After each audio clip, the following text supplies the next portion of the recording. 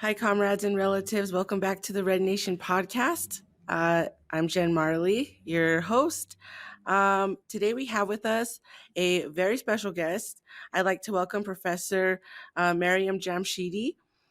She is an international law professor. And would you please introduce yourself?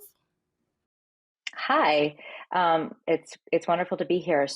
I'm an associate professor of law at the University of Colorado Boulder Law School, where I teach public international law, national security, the law of foreign relations, and tort law. And a lot of my scholarship is about sort of the role of private parties in international law, national security, and the law of foreign relations. Oh, wow. That is profoundly interesting. We could have several conversations. Yeah. Yeah. So today we're trying to focus on the recent ICJ ruling. Palestine is on everybody's hearts and minds, as it has been. And real quickly, just for our viewers, can you explain what the ICJ is? How did this entity come into existence? And what is its function in holding countries accountable? Okay, so the International Court of Justice is the primary judicial organ for the United Nations. It came into existence in 1945 along with the United Nations itself. It did have a precursor court. We don't need to really worry about that, but there was a League of Nations that also predated the UN. And that institution had a court of its own that the ICJ is modeled on. So the ICJ is a court that primarily hears cases brought by states against other states. It can also hear what are called or it can rule on what are called advisory opinions. Those are requests that are made to the ICJ by particular components of the United Nations. So, for example, the General Assembly, the Security Council can ask the ICJ to weigh in on a question of international law. So it either sits in judgment of cases brought by one state against another state, or it rules on these advisory opinions. The International Court of Justice is interesting. We refer to it as the World Court, but it really only hears a relatively small number of cases. And again, it doesn't hear cases, for example, that are brought by individuals or that are against individuals. It doesn't really hear criminal cases. That's the purview of the International Criminal Court. But it has a really important role within international law because it adjudicates and weighs in on international law itself, how it should be interpreted, what obligations states are under with respect to international law, whether or not states have violated treaties. In cases where states bring complaints based on treaties, it weighs in on whether or not violations have happened. Its judgments are not generally binding upon all states. So in cases brought by one state against another, the judgment of the ICJ is only going to be binding with respect to those parties and with respect to that case. That being said, though, its rulings are highly influential. Even if they don't bind every other state, they still hold a lot of weight, and states look to them to determine whether or not their actions are lawful or not in particular cases. Another important point I think about the ICJ's rulings that I'm sure will come up as we continue to talk is that, there isn't really an enforcement mechanism for the ICJ's rulings. The only enforcement mechanism that does exist is the Security Council, but because of the veto power within the Security Council held by its permanent 5 members, it has effectively never been used to enforce an ICJ decision. So, there are some serious enforcement issues with the ICJ's work, but because of the stature of the court within the international community, even without that enforcement mechanism, its decisions can still exert a lot of pressure on states that are before the court, as well as other states, to ensure that its decisions are complied with. Wow. Thank you so much for that. For all of that. I learned a lot just now in the information you gave. I feel like a lot of people are wanting to know these specifics because they're like, how come action hasn't been taken, right? But it is not lost on, Israel or the United States, the influence that a decision like this holds. And you talk about that in your recent article, Instruments of Dehumanization. You have a really powerful quote here that I wanted to look back on. So you're talking about this conference on international terrorism that Benjamin Netanyahu attended with his father in the mid 1970s. And you say that uh, Netanyahu's father argued that Western countries had to abandon commitments to international law and multilateral UN-led action and instead use whatever means necessary to annihilate the threat of terrorism, right? And I mean, I'm wondering if you could kind of like unpack that. And I'm wondering that, like, in relation to this quote, would you consider the recent ruling unprecedented? So, so that conference was actually held by Netanyahu and his father. So they convened the conference in the late 1970s, and they convened it in order to push this narrative of terrorism that was really new at the time.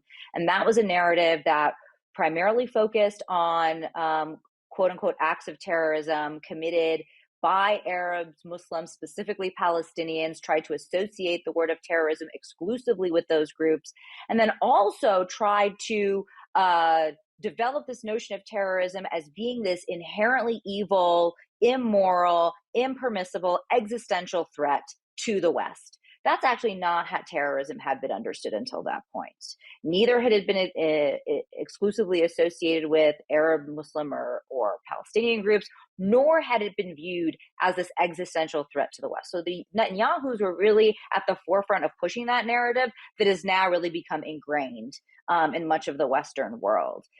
And a part of that notion that terrorism is this existential threat is this idea that because of that stature, that it justifies the use of exceptional measures, that it justifies the refusal to otherwise abide by the law, whether it's domestic law or international law. And so, again, Israel has for a very long time argued that its actions with respect to the Palestinians are about preventing or responding to acts of terrorism. And that places it in an exceptional state where it could effectively do what it wants. Now, Israel claims that it abides by international law when it comes to its actions in Gaza, its actions in the West Bank, its actions in East Jerusalem, all of which are occupied territory under international law.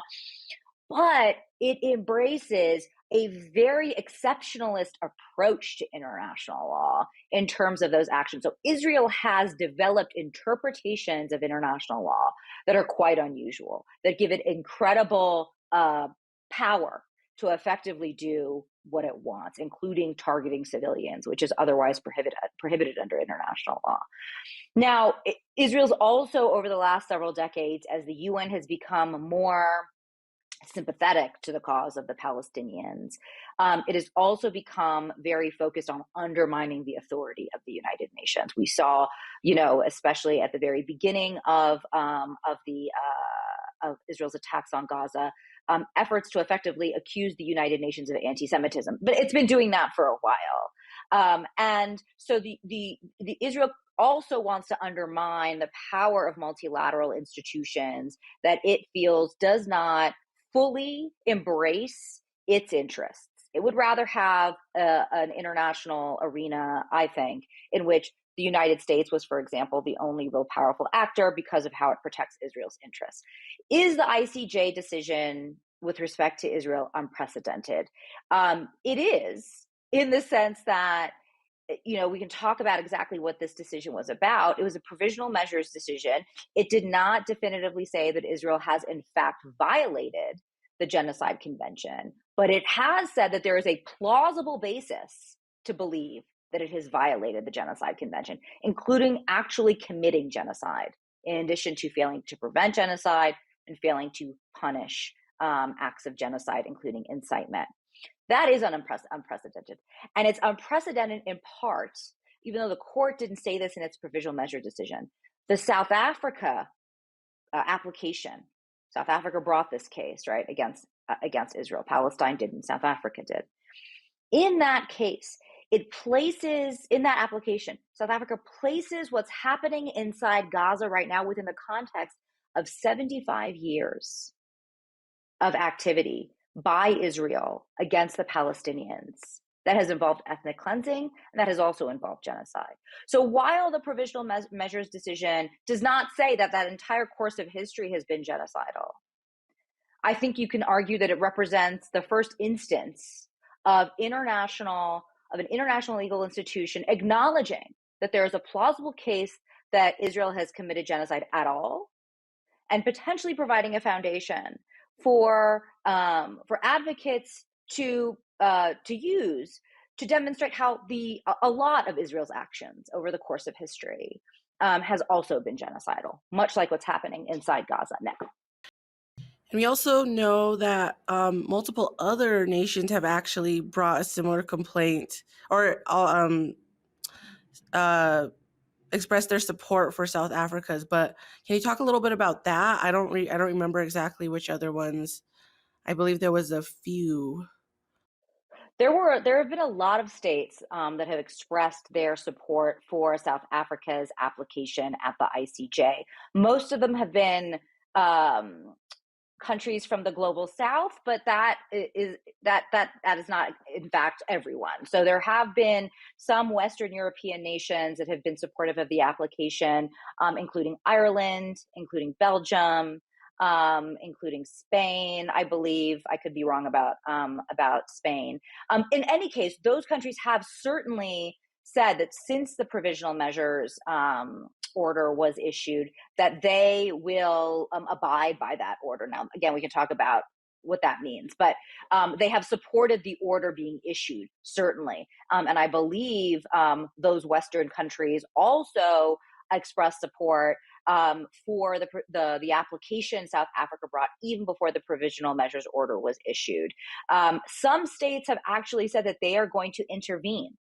So as the case moves forward, under the ICJ's rules, states that are, for example, part of the Genocide Convention can intervene in the case because the court will eventually, assuming this case moves all the way forward, issue some kind of interpretation about the convention itself.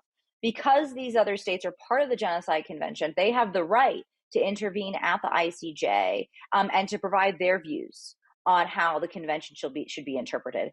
And several states have come in and said that they will intervene as part of South Africa's application. At least one state has also said it would intervene on Israel's behalf, and that's Germany. Wow. I mean, there's a lot to be said about that there. I mean, kind of considering the reason that the League of Nations and subsequently United Nations was established, right? Um, and so um, since the ruling, we know that, the Zionist occupation has continued these acts that the ruling stated can essentially be used as evidence of genocide. And although that ruling did not explicitly order a ceasefire, what is the extent of their power? And we talked a little bit, you said their power is limited when it comes to enforcing such things, but is that a possibility? Is it possible that Israel is already in non-compliance with that ruling and could face consequences? Yeah, so the ruling ordered Israel to it ordered a couple of different things, but part of what it ordered was for Israel to stop committing acts of genocide. So it did not order a ceasefire overall, but it did say that Israel needed to stop committing the enumerated acts of genocide listed in the convention, which include killing, which includes causing serious mental or bodily harm, which includes taking on certain actions that effectively destroy the population in whole or in part, making births unlikely, and that sort of thing. It said that Israel needs to stop doing those acts with the intention of destroying the Palestinian population in whole or in part. It also said that Israel needed to take actions to prevent and punish acts of genocide, incitement to genocide, all these sorts of things. And it also required that Israel allow humanitarian aid that was adequate to deal with the crisis inside of Palestine. Um, it certainly has not stopped the massive killing. It certainly has not allowed humanitarian aid in on any kind of substantial level since this order was issued, and instead has arguably influenced a variety of Western nations to cease funding UNRWA. UNRWA is the UN refugee agency that is specifically and exclusively tasked with supporting Palestinian refugees. And in Gaza, they are very, very, very important. They provide jobs, they provide schools, they provide all sorts of infrastructure, they provide humanitarian aid. They're incredibly important. Cutting off aid to UNRWA, especially in this moment, is just going to enact even more death and destruction upon the Palestinians in Gaza. And the fact that that decision came out by the United States and other Western countries the very same day as the ICJ's issuance of the provisional measures, mere hours after the issuance of those provisional measures, suggests that those countries may be complicit in genocide by failing to continue to fund UNRWA after the ICJ issued the ruling that it did, and we can discuss why. But certainly Israel isn't allowing a lot of humanitarian aid in. So on that score, I think it's fair to say that it's been a week, but it's already violated. It seems to still be in violation. It seems to be in violation of that part of the order. And then in terms of stopping genocide, right? The court found that there was a plausible basis to believe that acts of genocide were being committed based in part by the massive civilian death, injury, and destruction of civilian property. That was part of its conclusion, that there was a plausible basis to believe that genocide was happening. And those acts are still continuing. You don't need the statements. There are plenty of statements that Israeli officials have made that were included in the South Africa application that were cited by the ICJ. But you don't need explicit statements of genocidal intent in order to find that genocide exists. You can infer the existence of that intent from the actions taken by the person, the state being accused of genocide. And in this case, the court itself cited those actions that form a plausible inference of genocide. And those acts are continuing. Genocidal statements are also arguably continuing, including a giant conference that was held recently to resettle Gaza, where a variety of Israeli government officials participated and made certain statements, basically calling for the expulsion of Palestinians living inside of Gaza to make way for Israeli settlers. Right. The imagery that we're seeing from that conference is really just horrific. And so, where is the status of where do you think, just in your with your personal analysis, where do you see this heading in the International Court of Justice, especially being that Israel's likely in non-compliance already? Where do you see this heading, and what do you see in the very near future? Yeah, that's a great question. It's a hard one to answer. I mean, part of what the court ordered Israel to do was to basically provide a report to the court in no more than a month after the provisional measures decision, basically reporting on its compliance with the provisional measures. And assuming that Israel does in fact file that report, it could decide not to. But assuming that it does, South Africa will have a right to respond to that report. And in fact, if Israel doesn't submit that report, I would expect South Africa to go ahead and to say something to the court about the fact that Israel has failed to comply with the provisional measures. So that would be the first immediate event that would happen. Now, if the court, receives a report from Israel, or doesn't, but South Africa weighs in, it could at that point potentially issue even more provisional measures to try and prevent irreparable harm to the rights being asserted by South Africa in this case, including on behalf of the Palestinians in Gaza. Beyond that, the case would sort of move to a stage where Israel, assuming Israel continues to participate, would be able to challenge the jurisdictional basis for the case completely, because this was provisional measures. This is a super early stage in the proceedings.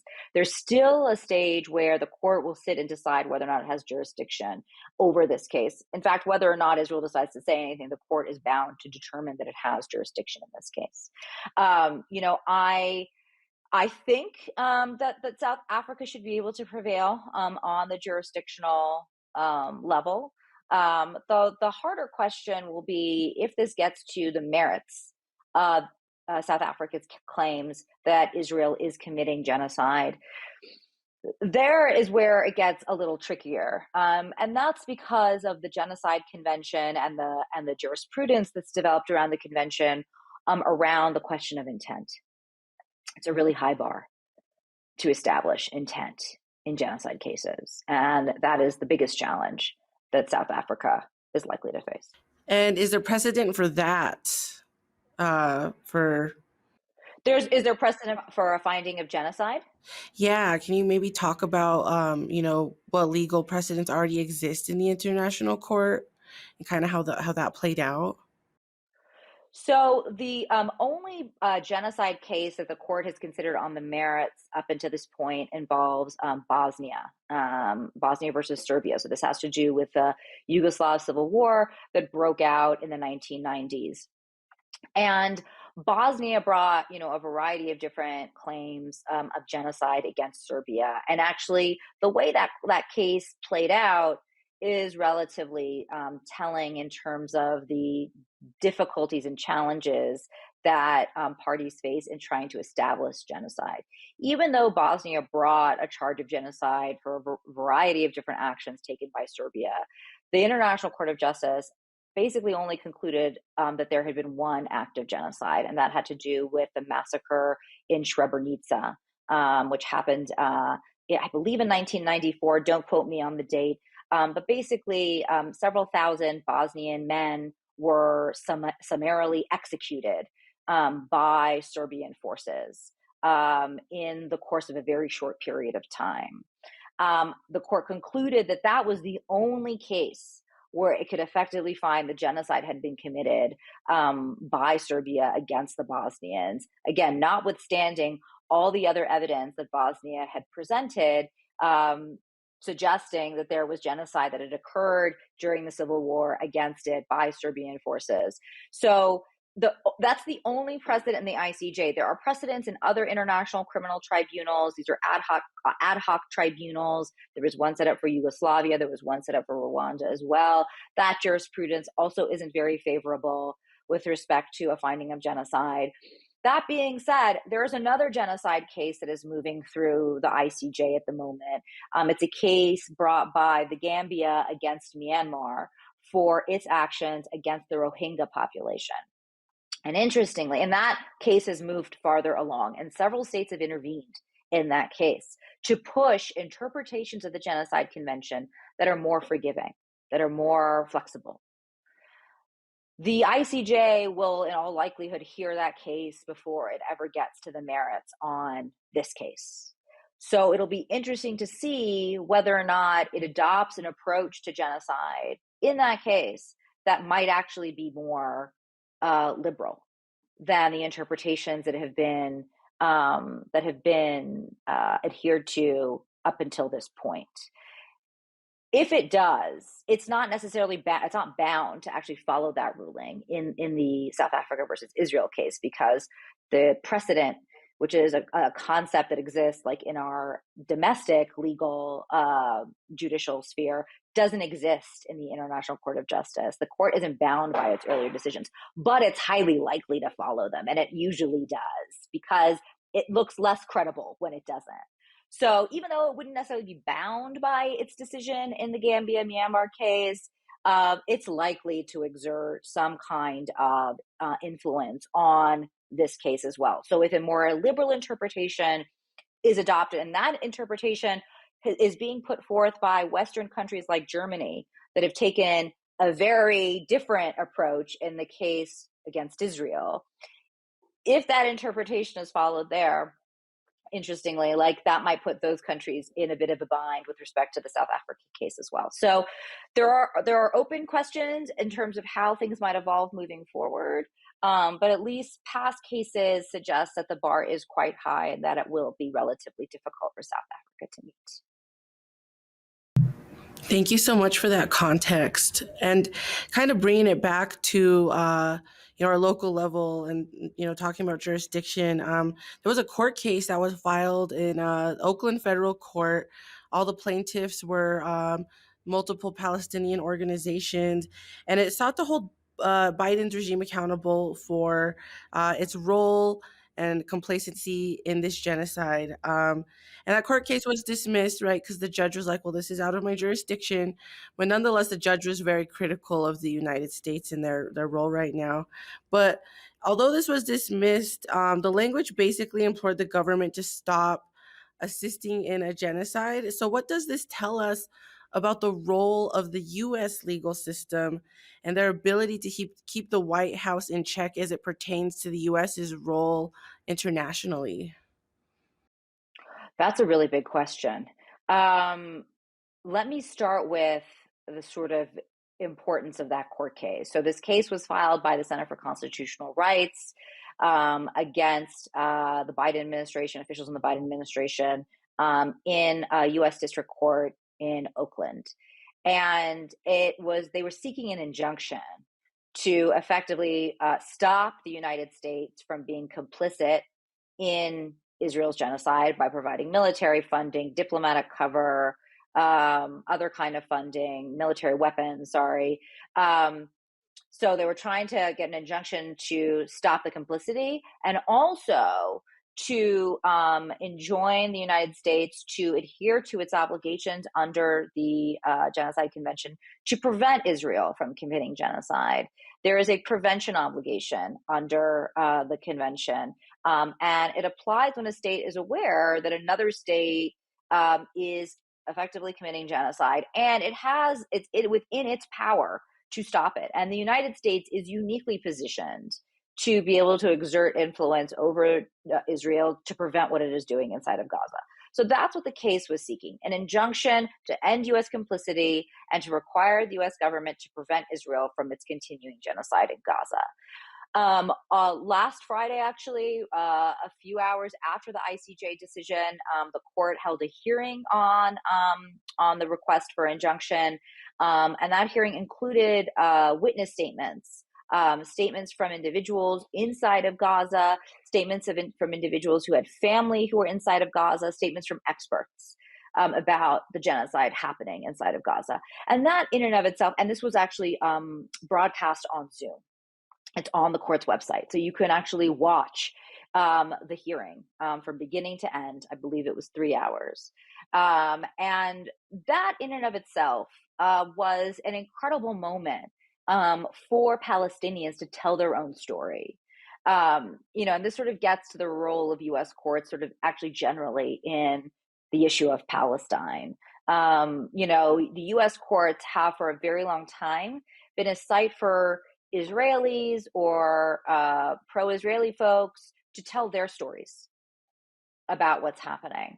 It hasn't really been a venue at all for Palestinians to tell their narratives, to share their experiences, to reflect on their histories, to talk about the emotional and physical consequences of 75 years of settler colonialism and occupation. It's never really been that, the US courts, but it was in this case. And so the ability to tell their stories to a U.S. court, in a U.S. courtroom, in front of a federal judge, broadcast to the world, was in and of itself a really powerful moment. And I think one of the successes of this litigation. Ultimately, as you note, the court it actually issued its decision, I believe, on Wednesday. It's a relatively short decision. It's 9 pages. Anyone can read it. It's pretty accessible. It ends up dismissing on something called political question. So it dismisses on jurisdictional grounds. But in doing so, it notes that it also believes that there's a plausible basis to think that there's genocide happening by Israel against the Palestinians. And it quotes extensively from the ICJ decision. And it also implores the defendants to effectively do what they can to stop this genocide from the defendants being the US government. So this is a US court decision that also acknowledges genocide happening against the Palestinians and also acknowledges that the United States has a responsibility here under the Genocide Convention to prevent it, even though the court's hands are bound in ordering the government to do that. So that is certainly not a total victory, because a total victory would have been an injunction. But it is as close to a victory as was possible under the current state of the law. Much like the ICJ didn't issue a ceasefire, but issued a whole bunch of other things. And those are very important victories. This is a victory as well. The US courts and US law, as I alluded to before, and as I wrote about in the article that you quoted earlier, Instruments of Dehumanization for the Boston Review, have by and large been used very effectively by Israel and its allies to promote its narratives, its political perspective on what is happening inside Palestine. And it has been one that has primarily framed the Palestinian journey and effort to seek self-determination as one that is basically just about terrorism and is inherently anti-Semitic. Anyone who supports the Palestinians is a terrorist or is an anti-Semite. Israel and its allies have effectively leveraged US law and the US courts to promote those kinds of narratives. So certainly in the past, US courts have not been a friend to the Palestinians, have not been in any way, shape, or form helpful in the Palestinian effort to seek liberation and achieve liberation. So the courts are not a great venue, generally speaking, for those who want Palestine to be free. But in this case, I think it was used as effectively as it could have been to try and begin to shift the narrative in a way that doesn't just privilege the perspective of Israel. Right. Any and all victories are definitely worth celebrating in this moment. And I think one thing that I've been thinking about as I've been reflecting on this court ruling is that it is bringing to light the way that Israel and even to some extent the United States have been essentially acting as rogue states, right? Acting outside of these laws that they are, quick to enforce in many other contexts. And maybe, my hope is that this kind of shows people, it kind of just brings to light some of the shortcomings or the failings in some of these institutions right now in a way that I hope allows us to imagine more, imagine better, build more, build better. And I think something that is also on people's minds is a lot of state governments and state officials are proposing passing laws that would essentially criminalize any kind of pro-Palestine sentiment, including protesting, including saying the phrase, from the river to the sea, Palestine will be free, including my own governor here in New Mexico. That's in our legislature right now. And so can criminalizing, freedom of speech like this, can that essentially be a violation of human rights? I'm really interested in how this is going to play out on the local level, even in the context of states. And I'm just wondering if have any reflection on that. I mean, states have already been a site of lawfare, basically war by legal means by Israel. There have been a host of laws that have been passed even before this moment, that have effectively tried to prohibit support for the boycott, divestment, and sanctions movement, which was a civil society, is a Palestinian civil society-led movement that began in 2005 to, use peaceful economic coercion as a way of bringing Israel into line with its obligations under international law. Like, it is very peaceful, and it is very much about enforcing rights, obligations that Israel already has under international law vis-a-vis the Palestinians. And it is also, under existing Supreme Court jurisprudence, a form of speech to engage in economic boycotts. So these laws, in and of themselves, those that are already on the books, violate the First Amendment. And with the exception of one case, all of them have been held to violate the First Amendment where they have been challenged. So there's already that jurisprudence that exists, right? That being said, these laws are still on the books in a variety of places. They haven't been challenged everywhere. And at least in one case, the plaintiff lost. So the court ended up concluding, the 11th Circuit concluded that, in fact, this kind of activity was not protected by the First Amendment, and the Supreme Court declined to hear the case.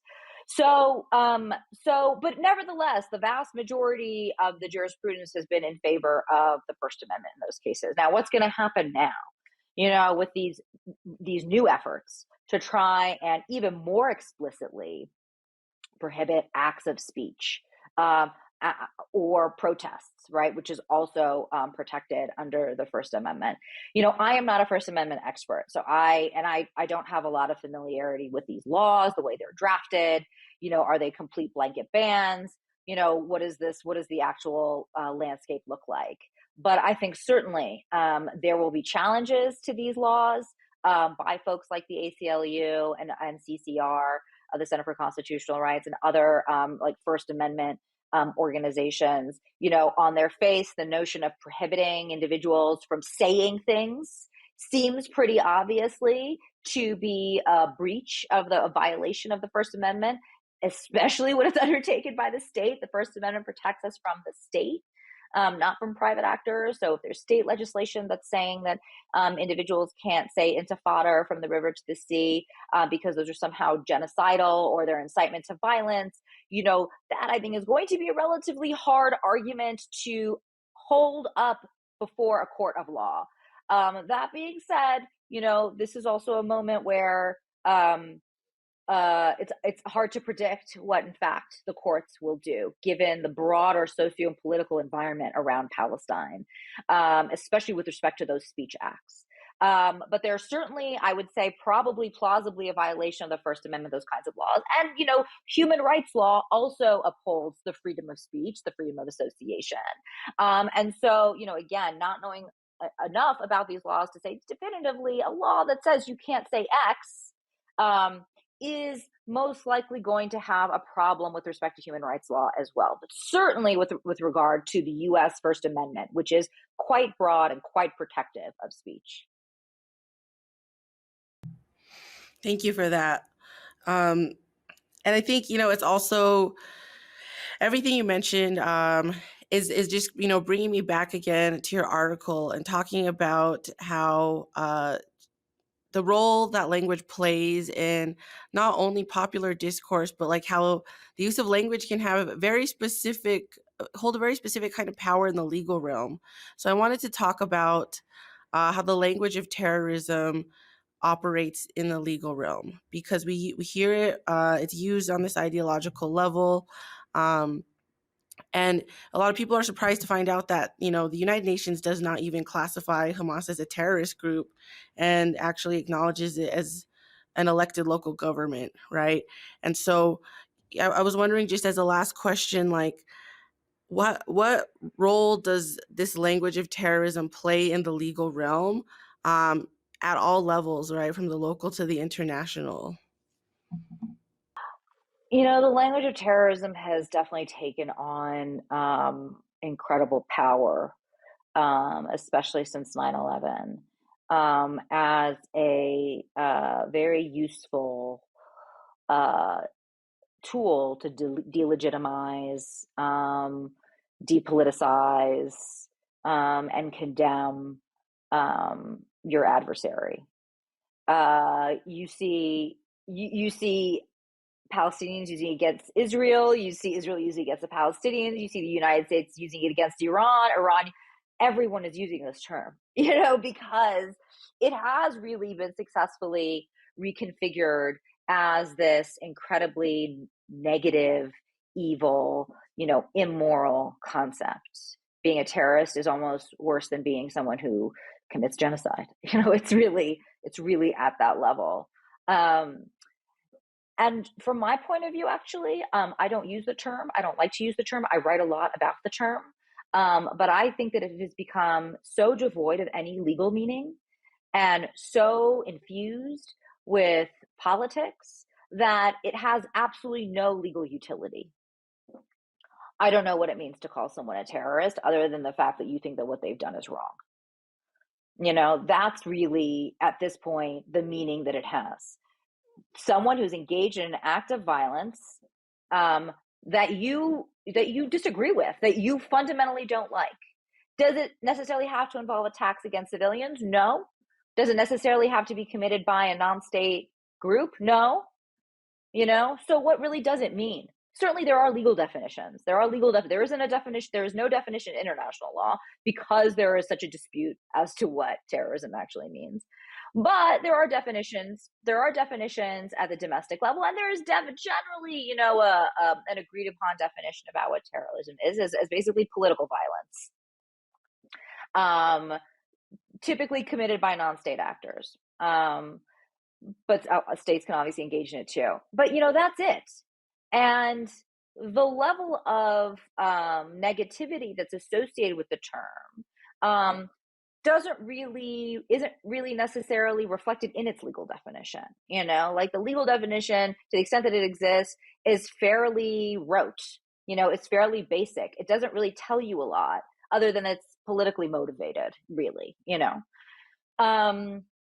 But then we see all this baggage that is attached to it as it's implemented in domestic law, as it's enforced by domestic law enforcement, oftentimes against marginalized, vilified groups, oftentimes almost exclusively with a racial component, some kind of discriminatory component, where it's leveraged in order to create exceptions to law, where it's leveraged in order to say, basically the gloves are off, we do what we want, where it's leveraged in order to create extreme forms of punishment and retribution, for example, like what's happening inside of Gaza. So what is the value of this term when it is leveraged in haphazard ways, in inconsistent ways, and used to enact sometimes the most horrific forms of violence? People talk a lot about the horror of terrorism itself, the violence of terrorism, and how that's horrific. What we don't think a lot or enough about, I think, is the violence that's enacted in response to so-called acts of terrorism. The violence that's embedded in language, the violence that's embedded in law, the violence that's embedded in actual military and law enforcement activity. It's enormous. And it's become so universally accepted as relatively okay. We might disagree with how some people use it, but when we use terrorism as justification to do something, as a response, something to respond to, generally speaking, we think we're justified because we have been victims of terrorism. Why? Why is this the thing? And the reason this is the thing is because there has been a process. There has been a political process to make terrorism into this, that the Israelis are very much a part of, that the Israelis arguably started, and the United States and other Western countries joined in on. And the United States has obviously played an immense role, especially over the last 20 years. But it really starts with Israel. And the point of this reconfiguring of terrorism for them was to delegitimize and vilify the Palestinians. The Palestinians are at the heart of this narrative of terrorism that has taken hold, this cancer of terrorism, I would call it, in terms of how we view this concept. It was initially aimed at them, and it continues to be aimed at them. Well, thank you so much, Professor Jamshidi.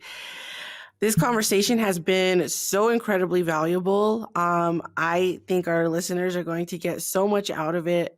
I deeply appreciate everything that you do. I deeply appreciate you taking the time to come and speak with us. I want to give you some space to give any final thoughts, but I think that was a wonderful place to wrap up.